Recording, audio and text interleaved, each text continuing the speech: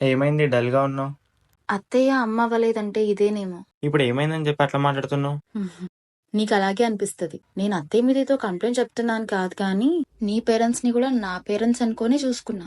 వాళ్ళ ఇంట్లో చూసుకుంటారు, వీళ్ళని కూడా అట్లనే అనుకున్నా నేను. మీకు నేను చెప్పిన కదా, ఇవాళ అమ్మ వాళ్ళ ఇంటికి వెళ్దాం అనుకుంటున్నా. అమ్మ వాళ్ళ ఇంట్లో ఫంక్షన్ ఉంది అండ్ డాడీకి కూడా హెల్త్ బాగాలేదు కొంచెం.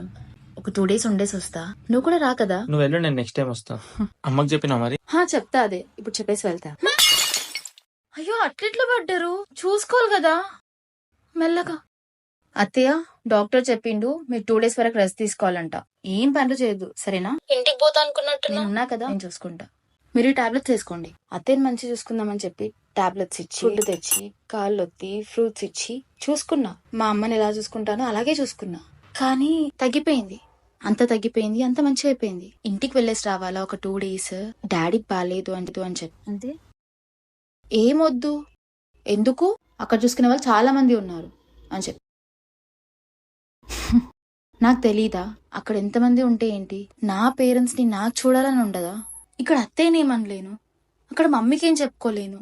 నా సొంతింటికి నేను వెళ్ళడానికి కూడా పర్మిషన్ లేదు. అమ్మాయిల లైఫ్ ఎంత టఫ్ అయిపోతుంది కదా పెళ్లి తర్వాత.